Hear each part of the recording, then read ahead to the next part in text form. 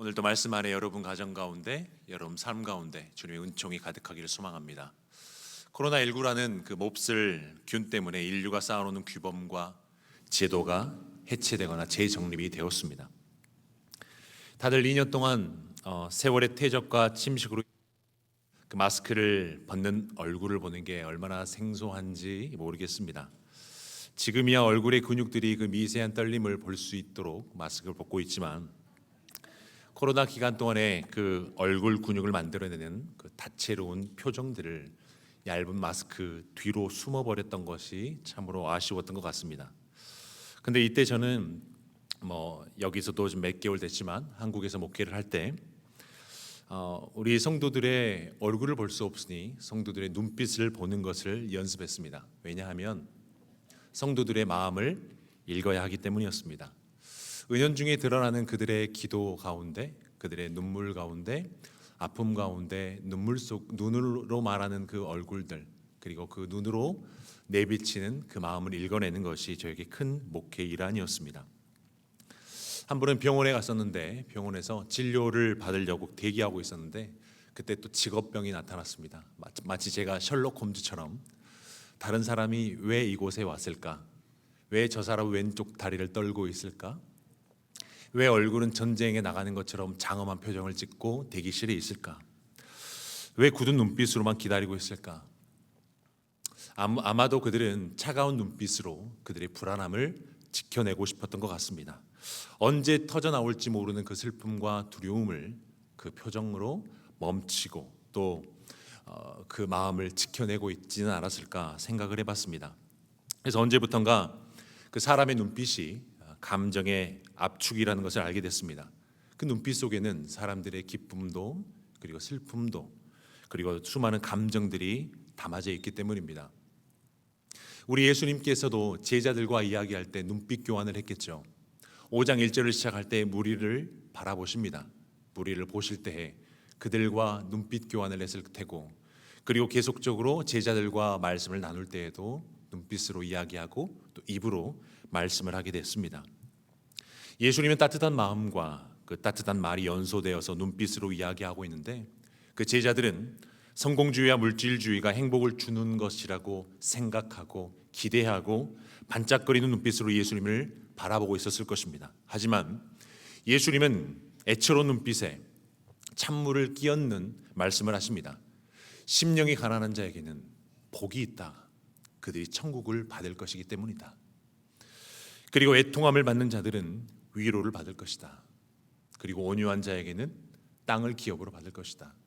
그리고 오늘 본문 6절에 보면 의에 줄이고 목마른 자는 복이 있나니 그들이 배부를 것이며 라고 말씀을 합니다. 상상을 해보면 제자들의 그 동공은 심하게 지진이 난 것처럼 흔들리고 있었을 것입니다. 왜냐하면 그들의 기대와 전혀 다른 이야기를 하고 있었기 때문입니다.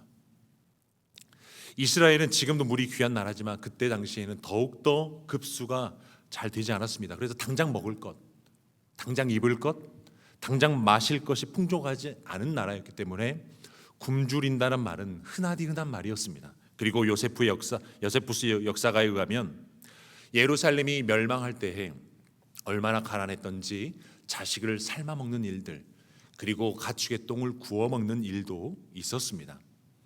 예수님의 말씀을 직접 듣고 있던 그 제자들과 그리고 이 마태복음의 1차 독자인 유대인들에게는 줄이고 목마름이라는 것은 그들의 현실이었습니다.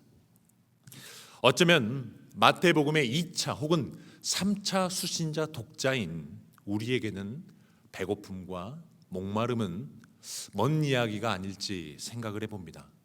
우리는 너무나 풍요로움 속에 살고 있기 때문에 밥을 먹더라도 어디가 맛집인가 그리고 어느 곳이 더 맛이 있는지를 미세한 맛을 찾아 떠나갑니다. 그리고 미식가란 말도 나오기도 있죠. 그래서 어쩌면 줄인다는 말은 생소한 말일지 모르겠어요. 그리고 언제든지 수도꼭지를 틀면 물이 나오고 수도꼭지를 잠그면 물이 멈춥니다. 언제든지 물을 가지고 세수할 수 있고 목욕할 수 있다는 것은 목마름이란 말이 와닿지 않는 이야기일 수 있죠. 그러나 오늘 이 말씀이 1차 독자들에게 현실로 다가왔던 것처럼 오늘 성령님께서 여러분 마음을 놓고 하실 때 그때 이야기가 이때 이야기 될 줄로 믿습니다. 그들의 이야기가 여러분의 이야기 되기를 주의 이름으로 축원합니다. 그러면 의에 줄이고 해서 의는 무엇일까? 한문으로는 옳을 의자를 쓰고 있는데 하나님은 지금 정의에 대해서 이야기를 하고 있습니다. 그런데 사람들이 말하는 정의의 기준은 너무나 다양해요. 몇 년 전 마이클 샌들 우리 교수가 정의란 무엇인가라는 것을 가지고 책을 냈죠. 그 내용은 이런 내용이 들어있습니다. 정의가 도대체 무엇이냐라고 하면서 어떤 기차가 선로를 계속 달리고 있는데 앞쪽에서 인부 5명이 일하고 있는 거예요. 이 상황을 보고 기관사는 당연히 틀어야겠죠. 틀어서 봤더니 이쪽에서 한 명의 인부가 일을 하고 있는 것입니다. 그러면 여러분은 어디를 향해 나아가겠습니까? 모든 사람의 99%는 한 명을 있는 쪽으로 가겠죠. 이게 이제 공리주의 그 벤담의 어떤 의견과 같습니다. 대부분의 사람은 5명이 아니라 한 명을 죽이는 게 낫다. 그런데 이건 살인인가요? 살인이 아닌가요? 어떤 것이 정의일까?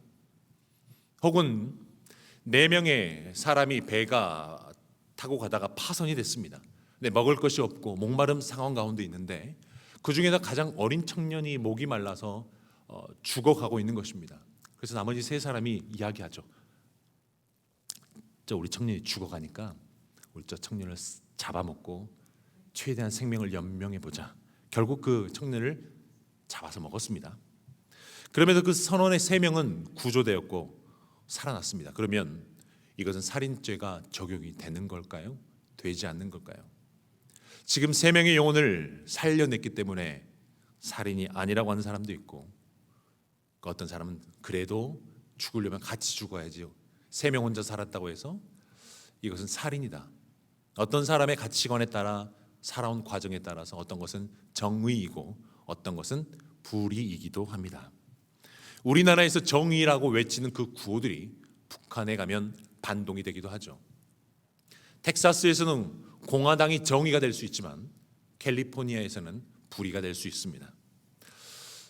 우리나라처럼 오랫동안 유교 문화권 그리고 불교 문화권이 있기 때문에 우리는 기독교가 유교적인 기독교, 불교적인 기독교의 모습을 가지고 있습니다. 그렇기 때문에 미국이든 유럽과의 문화가 굉장히 달라요. 그러면 이때 유교적 기독교를 가지고 있는 우리 대한민국의 기독교가 정의인가? 아니면 술, 담배를 자유롭게 할 수 있는 유럽에 있는 기독교가 정의인가요? 예전에는 우리 성경책을 들고 다닐 때 반드시 이렇게 끼고 다녀야 되죠. 성경책이 내려와서 덜레덜레 들고 다니면 저 목사 신실하지 않아, 저 목사 타락했어라고 하겠죠. 그런데 성경이 담겨진 이 책은 성경이고 성경이 담겨진 이 아이패드는 성경책이 아닐까?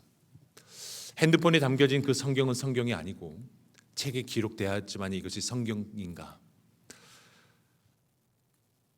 오늘 본문에서 그 의의는 우리가 생각하는 이런 정의가 아닙니다. 시간이 돼서 그리고 지역마다 다른 가치관 그리고 다른 방향성을 가진 정의가 아니라 하나님의 나라, 하나님의 구원의 기준으로 하나님의 뜻의 기준으로 정의를 말하고 있습니다. 그래서 6절을 다시 보면 그 앞에 수식어가 하나 붙어야 돼요. 하나님의 정의에 줄이고 하나님의 의에 줄이고 목마른 자는 복이 있나니 저희가 배부를 것이며, 이 말씀은 누가 주체인가란 말입니다. 누가 구원의 주도권을 가지고 있는 자죠. 우린 대부분 내가 믿습니다 하면 구원받을 것 같아요. 제가 구원의 확신이 세면 구원을 받는 것 같아요. 그런데 여기서 구원은 내가 하나님을 꽉 믿기 때문에 구원을 받는 주도권이 나에게 있는 것이죠. 내가 구원의 확신을 선포했기 때문에 구원을 받는다라는 구원의 주체가 지금 나로 와 있습니다. 그러나 구원의 주체는 나가 아니라 하나님이십니다. 에베소서 1장 4절에 보면 하나님은 세상 창조 전에 그리스도 안에서 우리를 택하시고 사랑해 주셔서 하나님 앞에서 거룩하고 흠이 없는 사람 되게 하셨습니다. 자, 하나님은 우리의 의지가 있기 전입니다. 창조 전이라는 것은 내가 선택하기 전에, 내가 교회 가기 전에 예수님을 듣도 보도 못한 그 상황 전에 주님이 선택하셨다는 거죠. 그러면 구원은 주체자가 내가 될 수가 없어요. 이 땅에 내가 태어나기 전이기 때문입니다. 단 우리가 어떤 날, 어떤 특정한 날이 구원을 받은 날이라고 하는 것은 구원이 드러난 때예요. 그리고 구원의 확신일 뿐입니다. 그러나 구원의 주체, 구원의 주도권은 하나님께 있습니다. 그래서 이 구원은 신비라고 하죠. 신의 비밀에 속한 일입니다. 그래서 우리는 이해되지 않는 구원들이 많잖아요. 복음을 한 번도 들어보지 못하는 어떤 아프리카의 한 족속을 생각해 보면 너무 억울하지 않을까요? 그들은 예수님의 말씀을 들어보지도 못했고 성경을 알지도 못하고 보지도 못했는데 그분들은 무조건 다 지옥에 가야 되는 것일까? 아니면 태어나자마자 사고로 죽은 그 아이들의 영혼은 주님께 갈 것인가? 아니면 지옥에 갈 것인가? 그들의 의지가 없어서 예수님을 영접하지 못했는데 과연 천국에 가는 것인가? 지옥에 가는 것인가? 혹은 지적 장애를 가지고 태어난 그 아이들은, 그 어떤 사람들은 주의 말씀을 논리적으로 이해할 수가 없어요. 그리고 말할 조차 없습니다. 그런데 그 사람들은 천국에 갈 것인가 지옥에 갈 것인가에 대한 사람들은 늘 고민하고 이야기하고 판단을 합니다. 그러나 구원은 하나님께 속한 것이기 때문에 우리의 시간과 공간과 한계와 의지를 넘어서 하나님은 구원해 가십니다. 이 구원에 대해서는 누구도 이의를 제기할 수 없고 이렇다 저렇다 단정 지을 수 없는 것이 구원의 문제입니다. 그래서 구원은 하나님께 속한 것이죠. 이것이 바로 하나님의 정의입니다. 한번 이렇게 설명해 보고 싶은데요. 이제 크리스마스 시즌이 돼서 제가 리버워크를 한번 갔다고 생각합시다. 리버워크 갔는데 이 틈을 사서 수많은 사람들이 몰려 있어서 이제 국어라는 사람 5명이 있는 거예요. 그래서 제가 그 사람 보고 $100 드리고 두 번째 사람에게도 $100를 드리고 세 번째 사람에게도 $100를 드리고 네 번째 사람에게도 $100를 드렸는데 다섯 번째 사람에게는 이제 씻고 봐도 돈이 없네요. 그런데 이 다섯 번째 사람이 저를 쳐다보더니 저를 고소합니다. 아니 나도 $100 주셔야지 왜 이 사람들만 $100 줍니까? 당신 고소하겠습니다. 자, 이 고소가 과연 합리적인가요? 당연히 피소하겠죠. 왜냐하면 $100를 받은 사람들은 은혜라고 하는 거고요. 받지 않는 사람은 당연한 것입니다. 이처럼 구원이라는 것도 누가 하나님 앞에 구원을 받을 수 있는 자격이 있을까요? 아무도 없습니다. 그렇기 때문에 구원을 받는 사람은 은혜라는 고백, 찬양을 부를 수밖에 없고요. 구원을 받지 않고 지옥에 간 사람들은 억울한 사람 단 한 사람도 없고 모두가 이의제기할 수 없이 당연한 것이라고 고백할 수밖에 없는 것이죠. 혹은 우리의 의지대로 구원이 이루어진다면 여러분 자신 있으십니까? 여러분은 구원의 자격에 맞게 평생을 살아갈 힘과 능력이 있으십니까? 우리가 가면을 쓰고 잠깐은 선을 행할 수 있는 힘이 있겠죠. 그러나 어느 순간 이 선한 마음이 흐트러지기 마련입니다. 그래서 우리 주님은 이렇게 말한 것 같아요. 의로운 자가 복이 있다 하지 않고요. 의에 줄이고 목마름이라는 조건을 달아요. 왜냐하면 613가지 율법을 지킬 사람이 이 땅에 존재하지 않기 때문입니다. 우리의 의지와 우리의 힘, 우리가 세게 믿겠다라는 내가 주체가 되는 것이 얼마나 빈약하냐면요.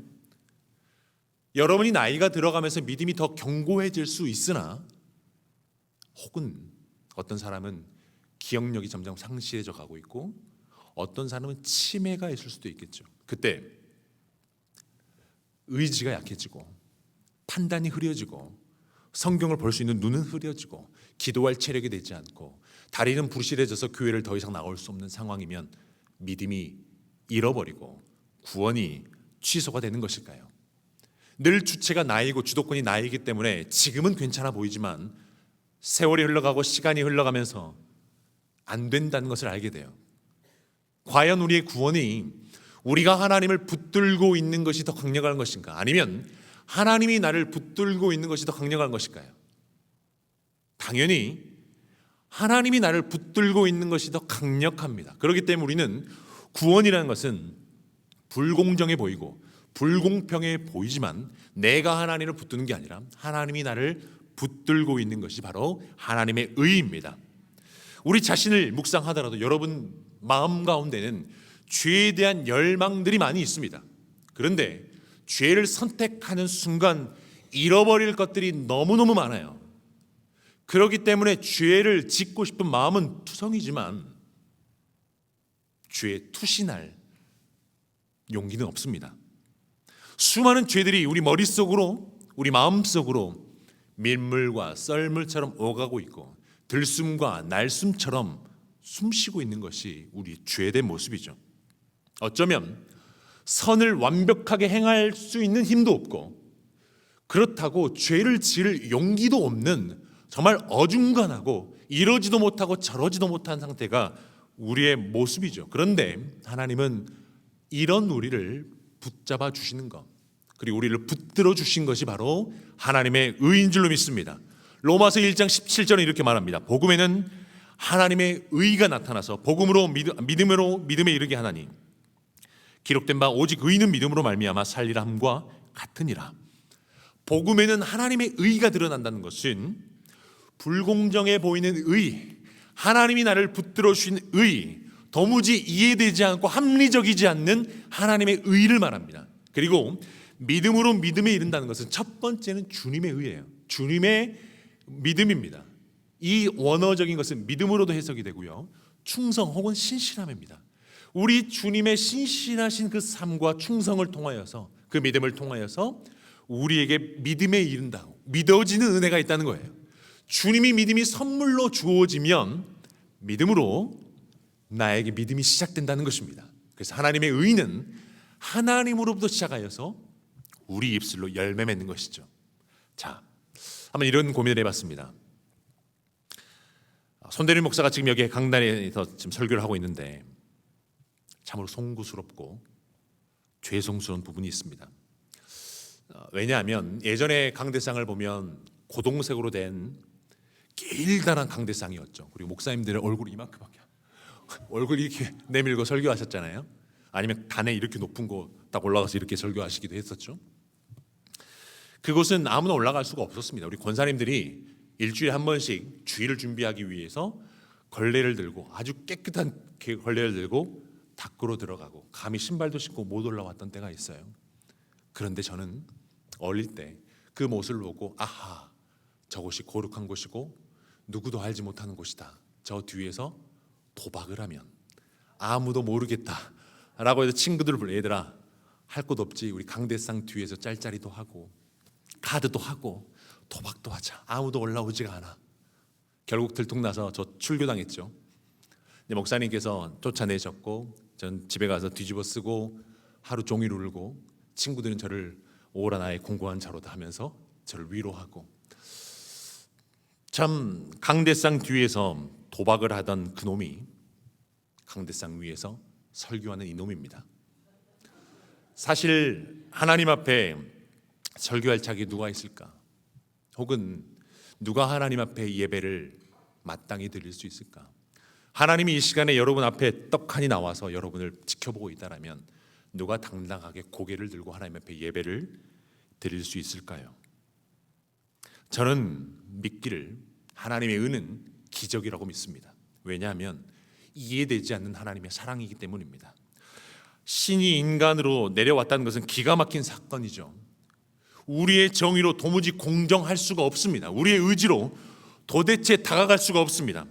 우리의 방법과 지혜로 절대로 해결할 수 없는 게 우리의 죄의 문제입니다. 치열한 고행으로 하나님의 뜻에 이르기에는 턱없이 부족한 것이 우리의 모습이죠. 그래서 우리가 다가갈 수 없기 때문에 주님이 다가와 주신 거예요.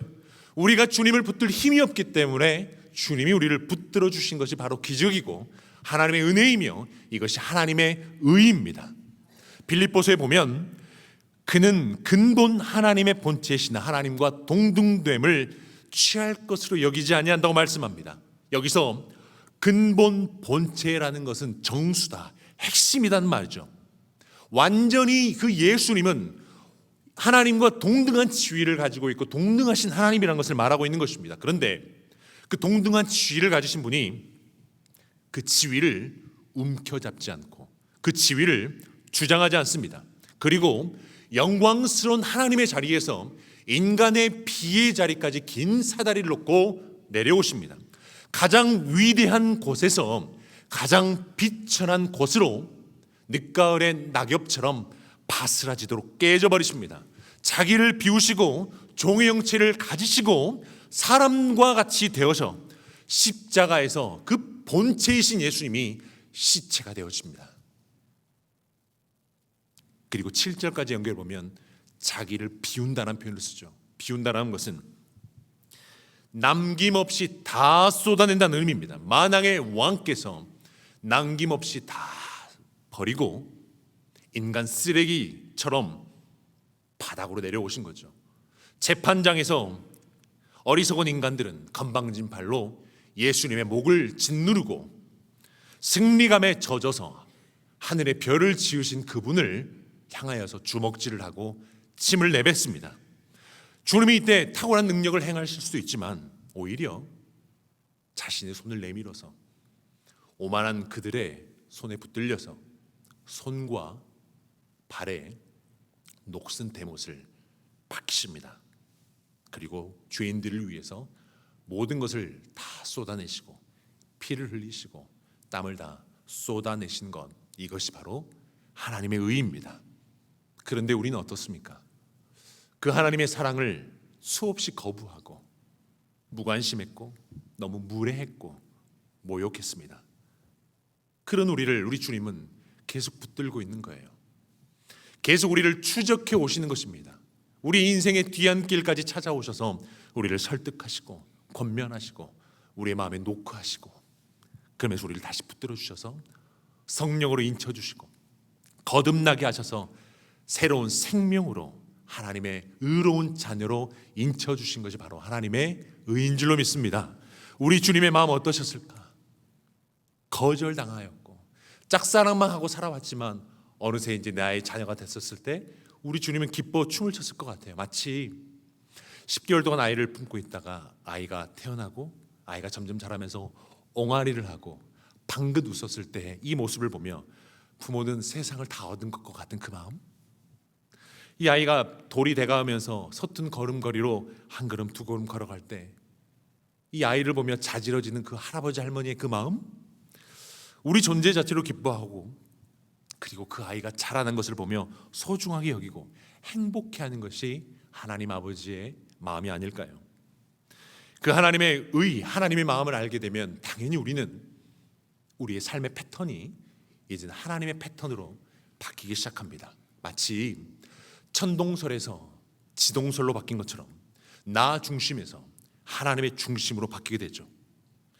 세상의 성공과 실패, 귀함과 천함이라는 속으로 집어넣는 이 세상을 거부하고 저항하기 시작합니다. 세상의 패턴에 함몰되지 않고 하나님의 패턴으로 함락하기 위해서 전쟁을 선언하는 것이죠. 세상이 외치는 그 가격이 아니라 우리는 가치를 선언합니다. 오히려 그 가격을 하나님의 가치 안에 담아버리는 것이죠. 세상 사람들이 미래를 예측하고 예보하며 예상하면서 살아가고 있지만 우리는 그런 것을 생각하기보다 하나님이 예언이신 그 말씀을 따라 한 걸음 한 걸음 살아가는 것이 하나님의 의에 대한 목마름과 갈급함이 있는 자의 열매일 것입니다. 그 패턴을 향하여서 유진 피터슨 목사님의 메시지 성경을 빌려오면요, 문화를 너무 순응하여 아무 생각 없이 동화되어 버린 일을 없도록 하십시오. 대신에 여러분은 하나님께 시선을 고정하십시오. 그러면 속에서부터 변화가 일어날 것입니다. 그분께서 여러분에게 바라시는 것을 흔쾌히 인정하고 조금 더 머뭇거리지 말고 거기에 응하십시오. 여러분을 둘러싸고 있는 문화는 늘 여러분을 미숙한 수준으로 끌어낮추려 하지만 하나님께서는 언제나 여러분에게 최선의 것을 이끌어내시고 여러분 안에 멋진 성숙을 길러 주십니다. 하나님의 의와 하나님의 은혜에 갈급했던 분들을 한번 소개하고 싶은데요. 중세 시대의 끝 무렵에 마틴 루터라는 신부가 등장하죠.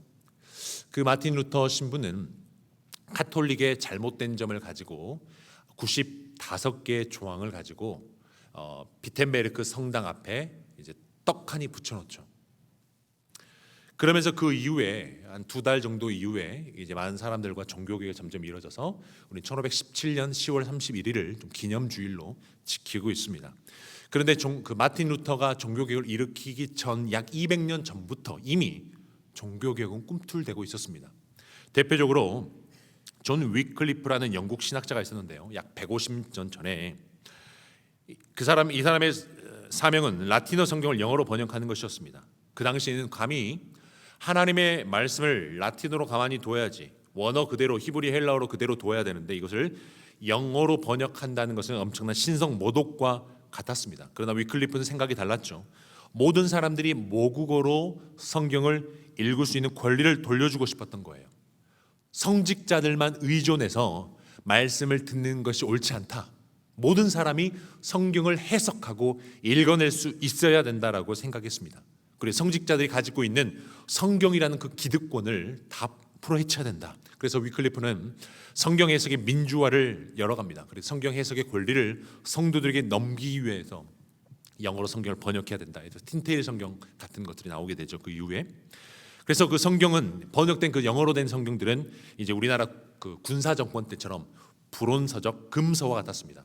출판하거나 뭐 독서를 하거나 반입을 하게 됐을 때 이제 뭐 고문을 당하거나 그리고 뭐 감옥에 갇히거나 혹은 뭐 빨갱이로 몰리거나 심지어는 사형까지 받을 수 있게 됩니다. 근데 그때 롤라드라는 어떤 사람들이 일어나기 시작해요.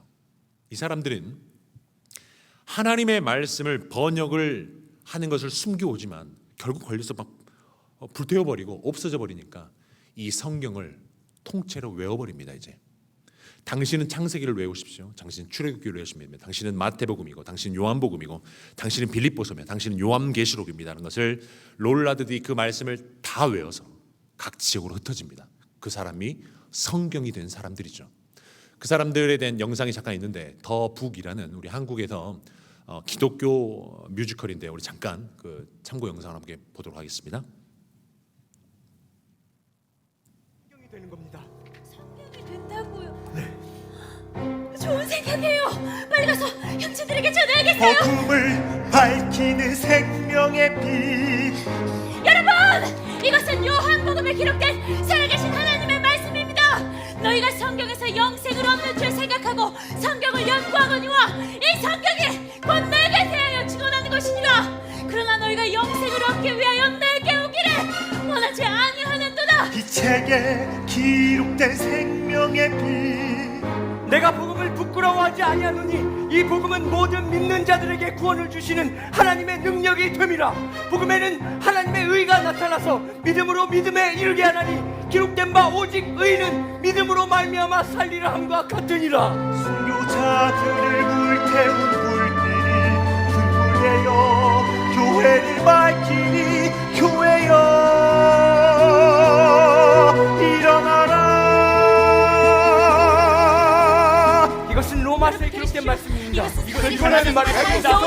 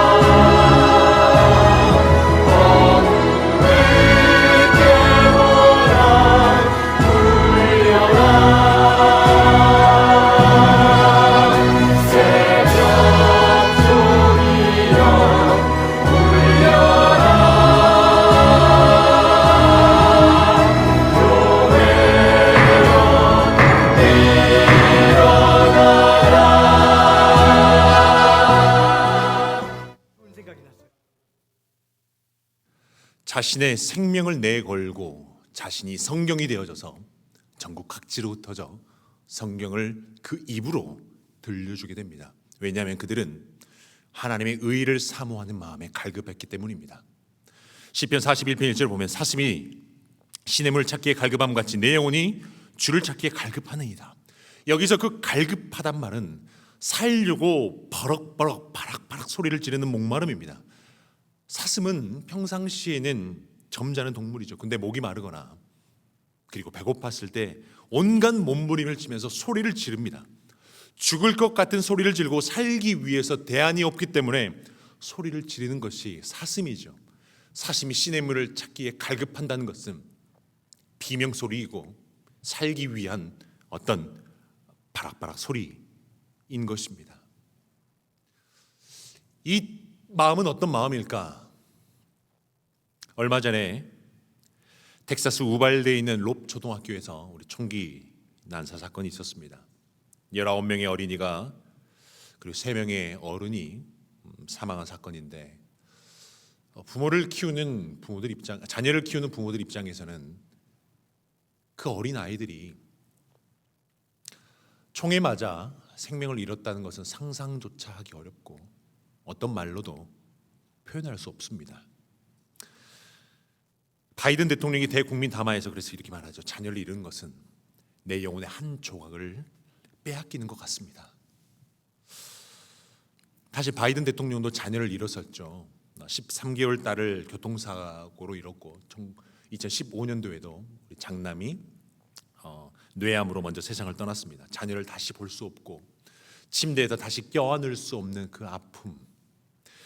그래서 가슴에 구멍이 뚫리는 것 같고 가슴 속에 빨려 들어가 더 이상 밖으로 나오지 못하는 그 아픔이라고 표현을 합니다. 과연 그러면 그 부모들에게 대체될 수 있는 아이가 있을까요? 자녀를 잃었는데 수많은 수백 명의 아이들을 데려다 놓은들 자녀를 잃은 그 부모에게는 자녀를 대체할 수가 없습니다. 내 사랑하는 아이를 위해서 보상금이 주어진다고 다른 어떤 것이 주어진다고 해도 내 자식을 대체할 수 없는 것이 부모의 자녀의 마음이죠. 가족을 잃은 것도 마찬가지겠고 반대로 엄마를 잃어버린 아이에게도 장난감을 준들 과자를 준들 이건 대안이 되지가 않습니다. 대체가 되지 않는 것이 생명이고 부모와의 자녀의 관계입니다. 이 대체되지 않는 이 상태가 바로 목마름이고 배고픔의 상태입니다. 다른 어떤 것 구하지 않고 오직 하나님만이라는 그 고백, 이것이 목마름이고 갈급함입니다. 하나님으로 대체되지 않는 이 상황 속으로 하나님을 적용시키고 내 삶으로 하나님을 초대할 수밖에 없는 것이 바로 의에 줄이고 목마른 자. 그럴 때 우리 주님이 배부르게 채우신다고 주님 말씀하시죠. 사랑하는 성도님들, 여러분에게 대체되지 않는 하나님을 향한 그 갈급함과 배고픔이 지금 있으십니까? 어쩌면 하루하루 힘겹게 이민 생활을 하고 계신 분들도 계실 테고 슬픔의 한복판을 가로지는 분들, 주변의 사람들은 시간이 약이라고 하는데 물론 좋은 말이지만 그 시간을 넘어온 사람에게는 시간이 약이지만 그 시간을 현재형으로 걷고 있는 사람에게는 그 독입니다. 그 시간을 견딜 수가 없기 때문입니다. 아무도 모르게 흐르는 눈물, 그 마음은 짓누르고 으깨져가고 있는데 다른 것이 대안이 되지가 않죠. 그런데 그때 하나님의 의를 찾을 수 있다라면 주님은 채워주시겠다, 그리고 배부를 수 있도록 은혜를 주시겠다고 하신 말씀이 바로 오늘 의에 줄이고 목마른 자에게 채워주신 하나님의 은혜입니다. 하나님의 선하시고 그 의로우심으로 채워주시는 하나님을 향한 그 갈급함과 배부름이 회복될 수 있는 은혜가 여러분에게 이 시간 임하기를 소망합니다. 우리 주님은 핀셋보다도 정확하게 우리의 삶을 이끌어 가시기 때문에 지금 응답되지 않는 것 같지만, 지금 마음이 모든 것 다 무너져서 주저앉아 있는 것 같지만, 이 순간 주님을 붙들 힘이 있다면 이 순간 대체되지 않는 것이 바로 하나님이라고 고백되어진다면 이것은 주님의 안에서 복이라고 주님 말씀하십니다. 고난의 방에서 홀로 들어가서 고개를 파묻은 채 펑펑 울고 있는 분들도 계시고, 빨리 사람들은 그 방에서 나오라고 큰 소리로 고함을 치고 있지만, 우리 주님의 의인은 느린 노크로 문을 벌컥 열어 젖히기보다 눈물을 다 소진하고 그리고 슬픔을 말릴 수 있도록 그냥 내버려 두고 있는 것이 어찌 보면 주님의 위로일 수도 있겠죠. 어찌 보면 너무 느린 것 같고 왜 이렇게 응답되지 않는 것 같지만 주님의 노크 소리는 굉장히 느릴 수 있습니다. 그러나 그때 도무지 해결할 수 없을 때 주님을 붙잡아야 하겠다, 주님께 기도할 힘이 생기거든, 이것이 바로 하나님의 은혜라는 것을 고백할 수 있었으면 좋겠습니다.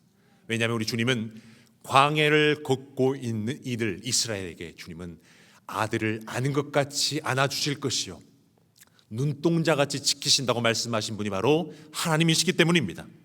누군가가 곁에서 마음의 온기를 건네주는 사람이 없을 수도 있고요, 세월을 견뎌낼 힘이 없는 사람들도 있을 수도 있고, 다른 어떤 것으로 대체되지 않은 이 상황 속에서 주님의 의와 주님의 은혜와 주님의 사랑이 여러분 마음의 깊숙한 곳에 머물기를 소망합니다.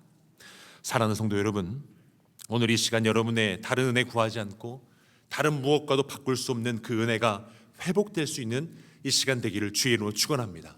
시편 23편 1절에 보면요, 여호와는 나의 목자신이라고 고백합니다. 내게 부족함이 없으리로다. 여호와는 이라는 고백, 나의 목자라는 이 고백은요, 내가 갈망하고 내가 기도하는 것이 대상이 바뀐 거예요. 다른 것을 위해 기도했지만 주님으로 대상이 바뀌었고요, 원하는 것이 있지만 갈망의 내용이 여호와로 바뀌었고 여호와가 목자로 바뀌는 은혜입니다. 우리는 의에 줄이고 목마름을 말미암아 내 소원 성취, 내가 원하는 것을 얻고자 하지만 시편 기자의 고백처럼 다른 어떤 것 빼고요, 여호와는 나의 목자십니다. 시편 84편 말씀처럼 주의 궁정에서의 한 날이 다른 곳에서 첫날보다 나으니 아그니의 장막에 거하는 곳보다 주님의 문지기로 있는 것이 좋사오니라는 고백. 수많은 것들로 수천 가지든 수만 가지의 좋은 것보다도 대체되지 않는 하나님이 좋기 때문에 단 하루를 살더라도 대체되지 않는 하나님의 은혜를 사모하는 고백이 여러분의 고백이 되기를 소망합니다. 하나님의 의에 갈급한 자는 그래서 화려함을 선택하지 않고 정결함을 선택한 사람입니다. 하나님의 의를 갈급한 자는 무엇을 구하는 것이 아니라 누구를 구하게 되는 것이겠죠. 하나님의 갈급한 자들은 눈물을 흘릴 때 다른 것이 위로가 아니라 주님을 찾아가고 주님으로 말미암는 것이 바로 참된 위로라는 것을 알게 되는 것이죠. 억울한 일을 당할 때에도 주님 때문에 참아낼 수 있는 것이 바로 하나님의 의입니다. 좋은 구두가 여러분을 좋은 곳으로 데려가는 것처럼 좋으신 하나님의 의가 여러분의 삶 가운데 평강으로 인도하실 줄로 믿습니다. 한 주를 살아갈 때에 하나님의 의에 목말라 하시고 하나님의 공의에 배고파여서 주님이 채워주신 은혜, 충만 가운데 충만으로 채우는 하나님의 은혜가 있기를 주의 이름으로 축원합니다. 기도하겠습니다.